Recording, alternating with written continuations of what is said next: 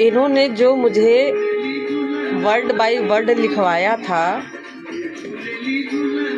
वो लिखवाने का कारण ये था कि एक भूमिका बनाई जा रही थी कि ऐसा ऐसा लिख के इस पते पर पोस्ट कर दो।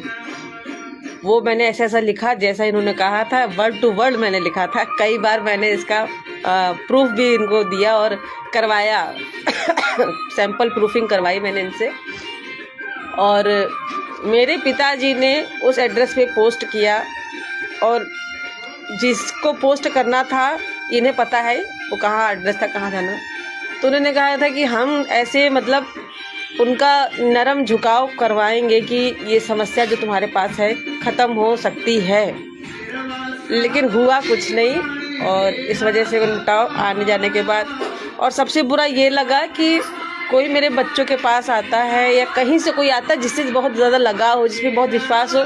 मुझे आज तक ज़िंदगी में 2 ही लड़कों पे विश्वास हुआ, बाहर दुनिया के घर के छोड़ के, एक मेरा पति और एक ये लड़का मयंक। इससे मतलब मैंने अभी तक किसी से भरोसा पाया नहीं है।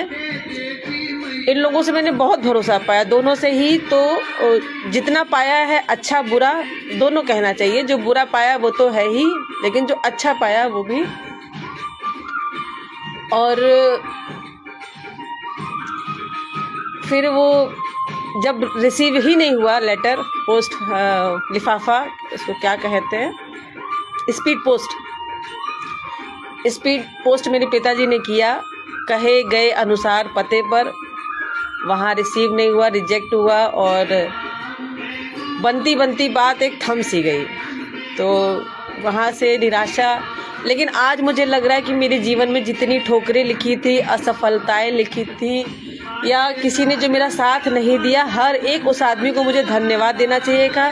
क्योंकि अगर कोई मेरा साथ दे देता तो मैं उस तरफ मुड़ जाती। सहजता, सुगमता और जो एक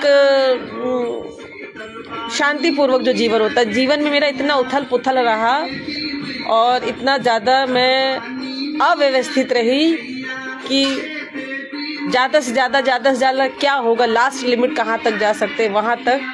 वो मैंने सोच के देखा तो वो प्रधानमंत्री पद ही निकला सारी समस्याओं का समाधान। कि मतलब अगर मुझे अपने बल पर करना है, किसी का कंधा नहीं, किसी का सहारा नहीं, किसी का होना ना होना। जैसे गांधी तो बंटवारा करके मर गया, अब वो जो बंटवारा करके मर गया उस हिस्से को कैसे लेना कैसे नहीं लेना तो गांधी आके थोड़ी कहेगा तभी होगा।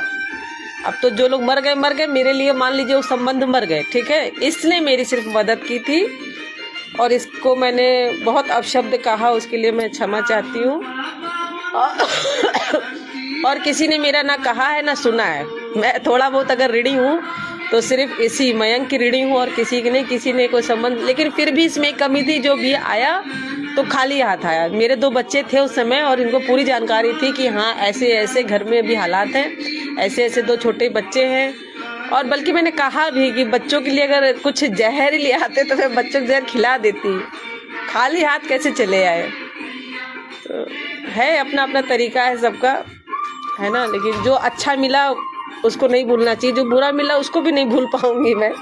जो मिला भूल तो नहीं पाऊंगी, लेकिन हाँ मिला। और बहुत दुख की बात हुई कि जो हमने स्पीड पोस्ट किया तो हमको छोटा समझा गया या अन्यथा नरगन में लिया गया कि नहीं ये उस लायक नहीं। हमारी बात सुनी ही नहीं गई, हमें देखा ही नहीं गया, हमें नज़रअंदाज कर दिया गया। तो वो काफ़ी हृदय विदारक घटना थी। उसके बारे में सोचेंगे तो आंखों से आंसू, दिमाग फटने लगेगा। फिर याद आता है कि अरे नहीं हम धूल के कण हैं, है ना। कि कोई भी यहाँ महान नहीं, कोई भी कुछ नहीं, सब एक अपने अपने किरदार में है। जिसको भगवान ने जो किरदार स्क्रिप्ट दे दिया वो उस पर काम कर रहा है और ऐसा ही उनकी भूमिका में होगा। तभी कोई किसी से शत्रुता लेके नहीं आता और मित्रता भी नहीं लेके आता है।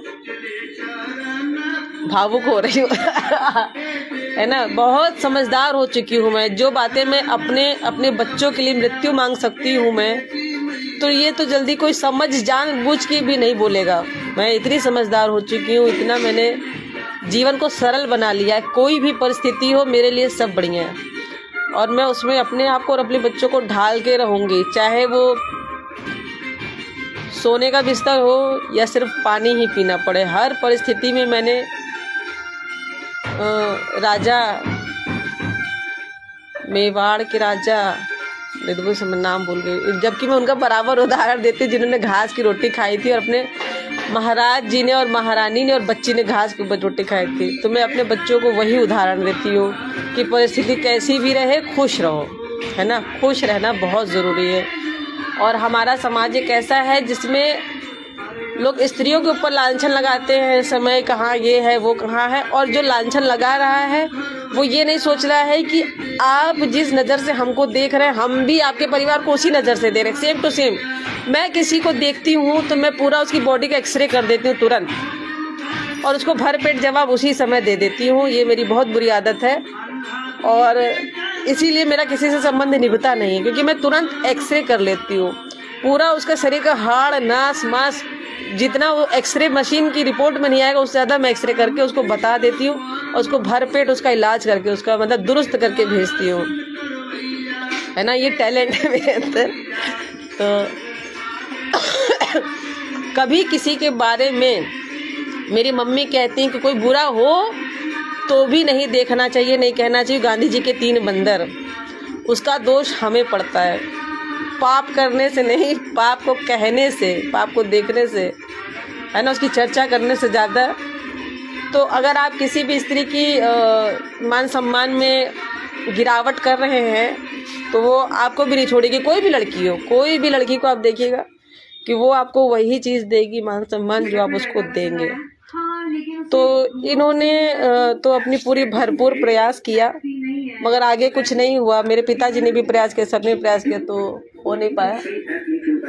एक सीढ़ी और आगे चढ़ना था, वो लास्ट वाली सीढ़ी जो है वही हमारा नहीं बना। तो क्या कह सकते हैं, अब अपने पे भरोसा है। अगर प्रधानमंत्री बने तो पूरा देश ही अपना है, मैं आइलैंड की भी स्वामिनी हो सकती हूँ। मेरे घर में भी बहुत अच्छे अच्छे लोग हैं। पिताजी तो BSNL से रिटायर हुए, माता जी जैसे ये अपना दोनों आँख है, तो ये नहीं कह सकते कौन बढ़िया कौन खराब। मान लीजिए ये मेरे भैया हैं तो ये मेरी भाभी हैं, भाभी भी मेरी पारस है ना। तो सब अपने ही है, कोई कम नहीं है, कोई ज़्यादा ही नहीं है, सबके अपने अपने गुण हैं। और मेरी भाभी तो जब से आई तो हमारे घर में ऐश्वर्य की और VIP कल्चर की बरसात हो गई, क्योंकि वो एक जानी मानी हस्ती हैं। ये हमारा सौभाग्य है या प्रारब्ध होगा कि वो हमारे घर में बहू बन के आई। उनकी वजह से, मेरे भाई साहब, मेरे माता पिता के सपोर्ट की वजह से अब मैं जाके फ्री हूँ कि मैं राजनीति करूँ या बकैती करूँ, बनूँ कि बिगड़ूँ कि ठहर जाऊँ, ये मेरे ऊपर है। माता पिता का पूरा सपोर्ट है, भाई बंधु का सबका सपोर्ट है, भाभी का भी पूरा सपोर्ट है, बच्चों का भी पूरा सपोर्ट है। एक बार मैंने अपनी बेटी से कहा कि ऐसा है, कभी कभी मन करता है कि मर जाए और मेरे साथ तुम दोनों भी मर जाओ। तो मेरी बेटी बोल रही है, मेरी बेटी 9-10 वर्ष में, 1-2 साल हो गए इस बात को। तो उसने कहा, माँ तुम ऐसे कहती हो लेकिन मांगने से नहीं मिलेगा, तुम जो नहीं चाहती हो वो सब तुम्हें मिलेगा, और एक दिन तुम्हारे पास इतना सुख आएगा, इतना सुख आएगा कि तुम भूल जाओगी कि तुमने मरने के लिए मांगा था, और फिर तुम अचानक से मर जाओगी। इतनी बात मेरी छोटी बेटी ने कह दिया। मैं उसका मुंह देख रही थी, और कोई मुझसे कैसे और किन शब्दों में बात करता है मैं बहुत बहुत बहुत ध्यान रखती हूँ, बहुत मायने में रखती हूँ। स्टोरेज पावर मेरा बहुत ज़्यादा है, बहुत ज़्यादा। किसने क्या कहा, कब कहा, कैसे कहा, मुंह उसका कहाँ था, ना कहाँ, कान पर कैसे थे, मैं सब बहुत नोट करती हूँ। मेरी बेटी का जो जवाब था कि एक दिन आएगा कि तुमको सारे सुख मिलेंगे और झटके से चली जाओगे, पता भी नहीं चलेगा। तो मैंने कहा क्या जवाब, मतलब हर किसी की अपनी सोच हो सकती है। 100 बच्चों में पूछा जाए तो 100 अलग अलग जवाब होंगे, लेकिन मेरी पुत्री ने मुझे ये जवाब दिया। मुझे बहुत लगा कि मेरे बच्चे बहुत मैच्योर हैं, बहुत समझदार हैं, मेरे 2 अनमोल रतन हैं।